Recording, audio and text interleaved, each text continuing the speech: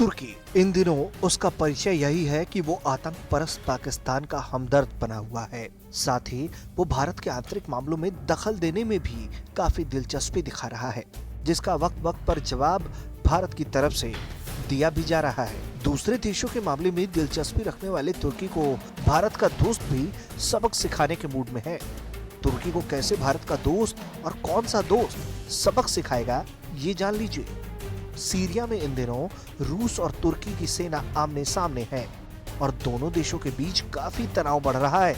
इसी कड़ी में सीरिया के इदबिल प्रांत में हवाई हमले में रूसी सैनिकों की ओर से तुर्की के 33 सैनिक मार गिराए गए थे, जिसके बाद तुर्की बौखला गया।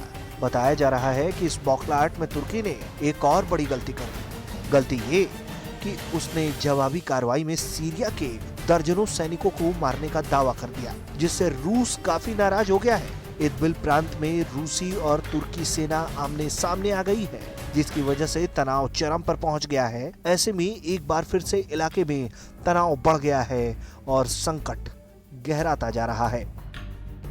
इस बीच तनाव बढ़ते देख रूस ने कहा है कि उसके 2 जंगी जहाज इस्तांबुल के नजदीक है, यानी कि रूस का इशारा साफ है कि हमसे भिड़ोगे तो फिर पछताओगे। इधर संयुक्त राष्ट्र में रूस के दूत वेल्सी नेबेजिया ने सुरक्षा परिषद को बताया है कि वो इदबिल में तनाव कम करने के लिए तैयार है, बशर्ते वो इसकी पहल करे।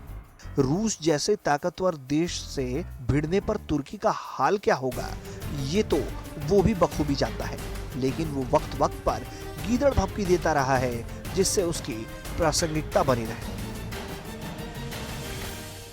सीरिया के बशर अल असद सरकार को रूस का समर्थन हासिल है। रूसी सेना राष्ट्रपति असद के विरोधी लड़ाकों के खिलाफ इस अभियान में शामिल है, जबकि तुर्की ठीक इसके उलट विद्रोही समूहों की ओर से लड़ाई लड़ रहा है। असद सरकार पूरे सीरिया में नियंत्रण के लिए इदबिल पर भी पूरी तरह से नियंत्रण करना चाहती है, लेकिन तुर्की सैनिकों की मौजूदगी की वजह से ऐसा नहीं हो पा रहा। इधर रूस की कार्रवाई से बौखलाया तुर्की यूरोपियन यूनियन को ब्लैकमेल कर रहा है और शरणार्थियों को यूरोप जाने के लिए अपना रास्ता खोल देने की धमकी दे रहा है, जबकि वो 6 अरब यूरो शरणार्थियों को रोकने के लिए पहले ही संघ से ले चुका है। इस महीने बताया जा रहा है कि 53 तुर्की सैनिकों की मौत हो चुकी है। इसको लेकर भी तुर्की तनाव में है। ऐसे में अगर तुर्की कोई भी गलती करता है तो फिर उसे रूस के गुस्से का शिकार होना होगा। ब्यूरो रिपोर्ट, भारत तक।